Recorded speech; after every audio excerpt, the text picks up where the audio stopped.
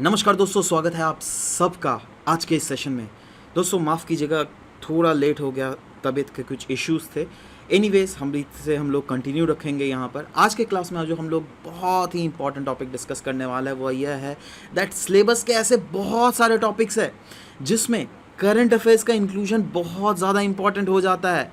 जैसे कुछ तो ऐसे टॉपिक्स हैं ना जो ऑल टुगेदर बिल्कुल चेंज ही हो जाने वाले हैं। शायद नेक्स्ट ईयर अगर आप देखोगे सिलेबस में वो टॉपिक ही आपको ना दिखे। राइट, चलो डिस्कस करते हैं, कैसे एक एक करके डिस्कस करते हैं। जैसे कुछ दिन पहले शायद आपने यह न्यूज़ ज़रूर सुना होगा that special economic zone legislations को चेंज करने की प्लान बनाया जा रहा है गवर्नमेंट के द्वारा, और इसको चेंज करके देश बिल लाया जाने की बात की जा रही है। देश DESH, that is development of enterprises and services hubs. Now सवाल होता है ये नाम चेंज क्यों किया जा रहा है भाई, है ना, और इससे हमारे सिलेबस टॉपिक से हम इसको कैसे रिलेट कर सकते हैं। देखो, geography optional paper 2 4th unit, ध्यान से देखना, ये लास्ट वाला टॉपिक देखो, स्पेशल इकोनॉमिक जोन्स लिखा हुआ है। अब ये अगर रजिस्ट्रेशन रहेगा ही नहीं तो आने वाले समय में, क्या मैं सही बोल रहा हूँ दैट ये चेंज ऑल टुगेदर हो सकता है?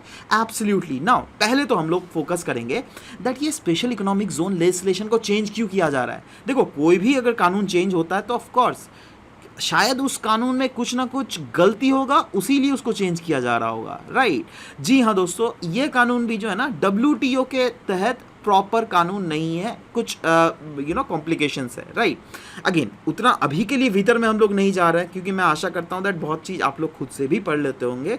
बट एक चीज़ तो ज़रूर है दैट SEZ का लेजिस्लेशन को रिमूव करके जब development of enterprises and services hub bill लाया जाएगा, वो कहीं ना कहीं उससे एक गुना आगे बढ़कर रहेगा। देखो, जैसे SEZ की अगर बात करें ना तो इनका जो है मेनली एक्सपोर्ट को प्रमोशन करने का मेन एम है। राइट, बट देश लेजिस्लेशन कहा जा रहा है दैट ये एक्सपोर्ट को प्रमोट ही नहीं करेगा, बल्कि अभी जो हमारे सरकार का ऑब्जेक्टिव, अभी जो हमारे देश का ऑब्जेक्टिव चल रहा है आत्मनिर्भर भारत, उस चीज़ को भी प्रमोट करेगा। ना आप दिमाग लगा के देखो, आत्मनिर्भर भारत अगर प्रमोट करेगा, कोई पर्टिकुलर रीजन में अगर इस चीज़ को प्रमोट किया जा रहा है, क्या मैं बता सकता हूँ दैट वहाँ पे हम लोग ग्रोथ सेंटर को बनने में हेल्प कर रहे हैं। क्योंकि देखो, ग्रोथ पोल तो अलग हो गया, ग्रोथ पोल एक ऐसा रीजन है ना जहां पे डेवलपमेंट इतना ज्यादा हो जाता है दैट उसके कारण आजू बाजू रीजन में भी डेवलपमेंट फैलते रहता है।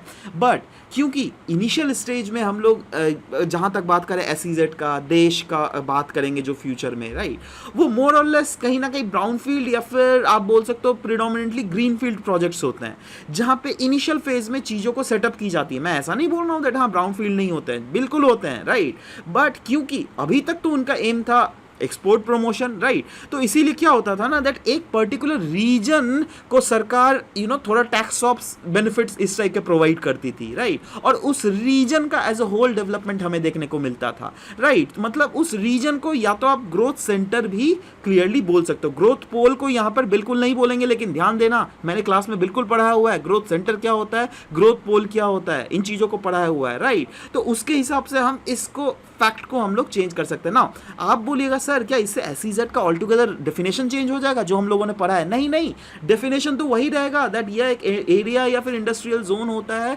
जो क्या सेंट्रल या फिर स्टेट गवर्नमेंट के द्वारा क्रिएट किया जाता है, और इसलिए किया जाता है क्योंकि सरकार बोलती है इस रीजन में जिससे एक्सपोर्ट को प्रमोशन करने के लिए इंडस्ट्री सेटअप किया जाए। इसीलिए आप कोई भी चीज़ को अगर प्रमोट करोगे तो ऑफकोर्स कुछ तो आपको फायदा देना पड़ेगा। जी हाँ, ये रीजन ऐसा ही होता है जहाँ पे ड्यूटी फ्री इनक्लेव्स होती है, जिसको माना तो जाता है as a foreign territory for the purpose of trade operations and duties and tariff. As such अगर देखोगे this land is a part of India only. Right, but उस रीजन को, जो रीजन को अलग से माना जाता है ना, वहां पे कुछ इकोनॉमिक लॉज जो बने हुए रहते हैं ना, वो बिल्कुल अलग होते हैं as compare to the typical हमारे देश का इकोनॉमिक लॉ। राइट, और देखो कॉन्सेप्ट जो भी मैंने चीजें पढ़ाई थी बिल्कुल सही होता है दैट हाँ अगर कहीं पर SEZ बनेगा तो of course spill over effect तो हमें देखने को ही मिलेगा। स्पिल ओवर इफेक्ट मतलब ऑफ कोर्स वहाँ की इकोनॉमिक कंडीशन सुधरेगी, वहाँ की सोशल कंडीशंस भी सुधरेगी। राइट, मतलब overall local, regional as well as national level में अगर बड़े एंगल में देखें तो हम अनडाउटेडली वहाँ पर चीज़ों को हमें इकोनॉमिक बेनिफिट्स देखते हुए ज़रूर मिलेगी। और इसका एब्सोल्युटली ये जो हम लोगों ने कॉन्सेप्ट डिस्कस किया था ना, दैट ये डिस्टेंस डिके इफेक्ट होता है, दैट इज सोचो इस ये रीजन अगर ग्रोथ पोल रीजन या फिर सोचो SEZ है, राइट, तो SEZ का फायदा आजू बाजू वाले इंडस्ट्रीज को ज्यादा होगा एज कंपेयर टू दूर वाले इंडस्ट्रीज को, ठीक है, क्यों, क्योंकि स्पिल ओवर इफेक्ट जो है दूर वाले रीजन्स में रिस्पेक्टिवली कम होता है। तो देखो वही चीज मैं बता रहा हूं, ये कॉन्सेप्ट जो है चीज एब्सोल्युटली सही होने वाली है, सेम रहने वाली है, बट कहीं ना कहीं आपको ये जो अपडेट है ना उस चीजों को अपडेट करते रहिए। और एक काम करते हैं ना, मैं काम करता हूं दैट अभी जो है ना हम लोग एज सच क्या करेंगे, दैट करंट अफेयर्स जो है ना मंथली तो नहीं, वीकली कंपाइलेशंस है ना, करंट अफेयर्स का वीकली कंपाइलेशंस, वैसे वैसे करंट अफेयर्स जो कि ज्योग्राफी ऑप्शन के टॉपिक, जैसे यहाँ पे आप देख लिए एक टॉपिक, राइट, ऐसे बहुत सारे अलग टॉपिक्स भी होते हैं जिसको हमें देखना पड़ता है। बट क्या है ना, आप लोग पढ़ते तो हैं बट उसको नज़रअंदाज कर देते हैं, शायद उसको रिलेटेड करने में थोड़ी मुश्किल होती है।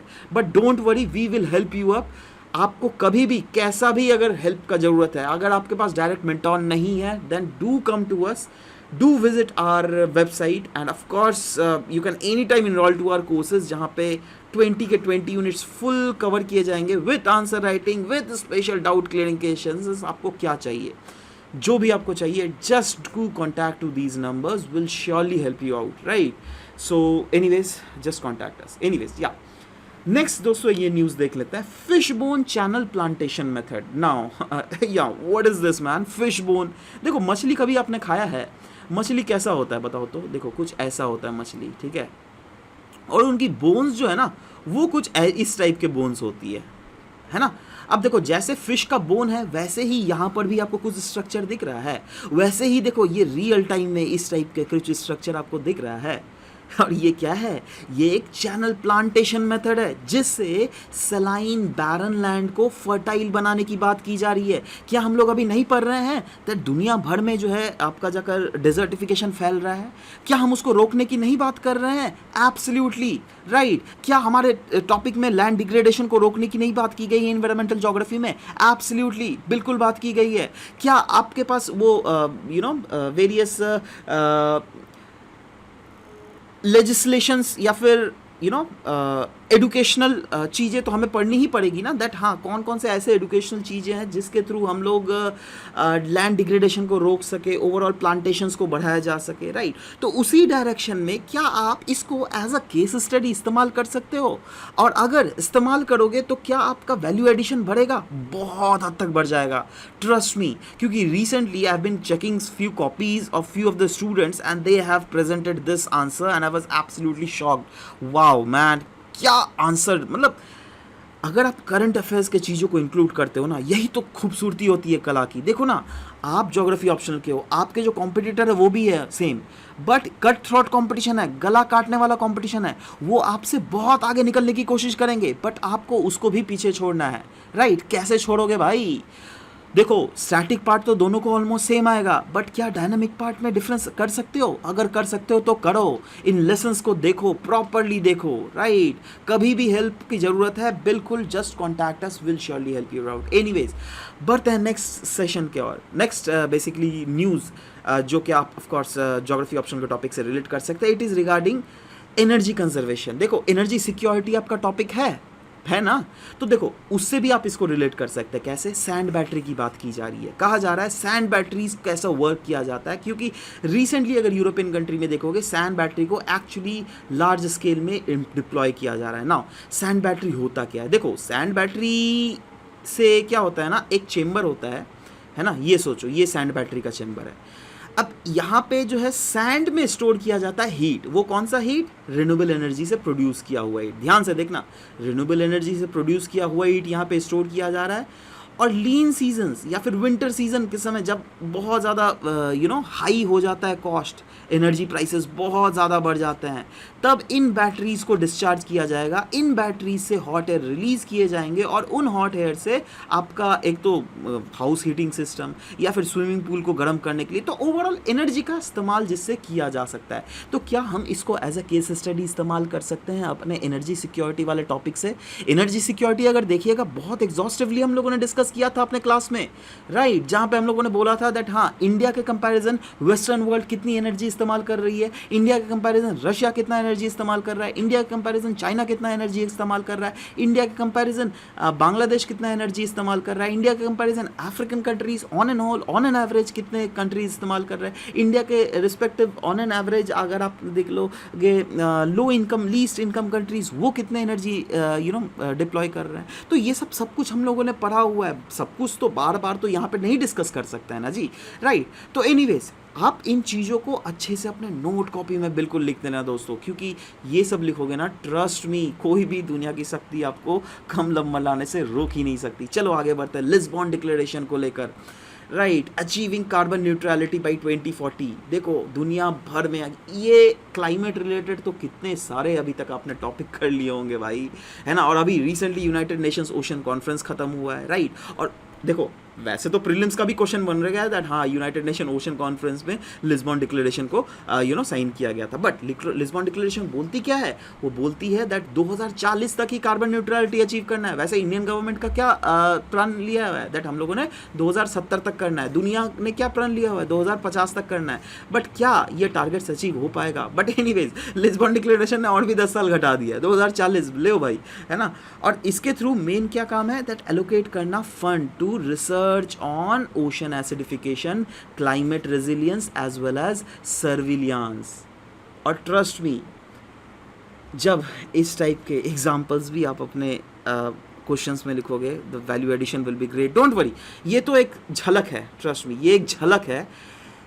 और आने वाले समय में मैं ऐसे ही कंपाइलेशंस आपके सामने बीच बीच में, अगर हफ्ता में भी नहीं हो ना तो ऐसे 3-4 दिन में मैं लाता रहूँगा। डेली थोड़ा पॉसिबल नहीं हो पाता है, राइट, बट मैं कोशिश पूरे करूँगा, don't worry, we are always there with you. और आपको किसी भी टाइप की हेल्प चाहिए, any ways you can, all the time you can contact us, don't worry, right, we are there to help you out, right। so anyways guys, मिलते हैं next class में, till then bye bye, take care। आशा करता हूँ that आपको ये session अच्छा लगा होगा, और नीचे कमेंट सेक्शन में बिल्कुल लिखिएगा दैट ओवरऑल जो मेरा ये प्लान है, क्या आपको ये सूट कर रहा है दैट 3-4 दिन में या फिर एक हफ्ते का कंपाइलेशन एक साथ एक जगह में, राइट। तो आप नीचे कमेंट सेक्शन में बिल्कुल लिखिएगा, we are very much eager to read your comments over there, right. So anyways मिलते हैं नेक्स्ट क्लास में, bye bye, take care and thank you for listening to always, thank you very much guys.